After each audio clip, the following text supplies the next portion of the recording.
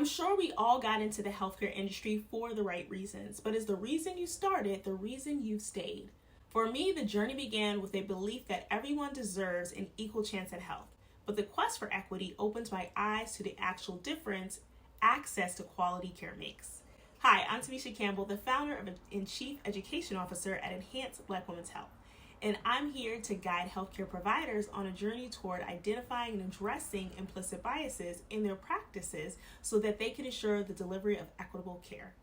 Now, delivering equitable care requires that providers aren't just health experts, but champions of cultural competency. So let's examine what this looks like in real life scenarios. First, we must acknowledge how one's culture influences their decision making. For example, I once worked with a client from a Southern background where Sunday family meals were a tradition. By that, I mean we're talking about everything from fried chicken and collard greens to fried catfish and potato salad. However, when anyone's working with a health coach, there's a tendency to assume they have to say goodbye to all the foods that they love. However, when I used to work one-on-one, that wasn't the case. Instead, we focused on adding more nutrient density, meaning obtaining those essential vitamins and minerals, versus removing things from their plate. And by doing so, I found my clients were able to enjoy more nutrient-dense meals that are still culturally appropriate. Secondly, we must ensure our clients have the information they need to make informed decisions regarding their health. For example, I worked with another client who constantly needed to dine out for work. By this, I mean many of her meetings were either breakfast, lunch, or dinner meetings, so she simply couldn't avoid eating outside of her home. Therefore, our strategy focused on providing her with enough basic nutrition information so that she could make more nutrient-dense choices when she was dining out. Lastly, it's essential to be as flexible and adaptable to diverse needs. So I used to think people were exaggerating when they said they didn't eat any vegetables until I worked with a client who actually didn't eat any vegetables.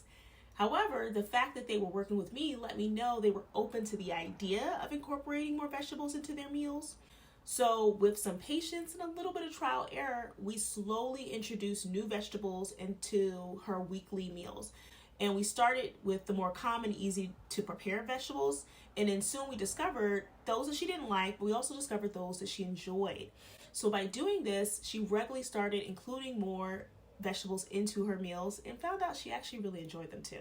While these examples don't include all the ways that cultural competency can take shape in care, they serve as examples of where you can start. So I'd love to hear from you, whether you're a healthcare professional or you're passionate about health equity. What experiences or challenges have you faced? Let me know in the comments below. And remember, every step toward understanding and adapting to our community's diverse needs brings us closer to a truly inclusive and equitable healthcare system. Subscribe and hit the notification bell to stay up to date on our latest videos, and together we can enhance Black women's health and create a better future for us all. Enhance Black women's health. Subscribe now.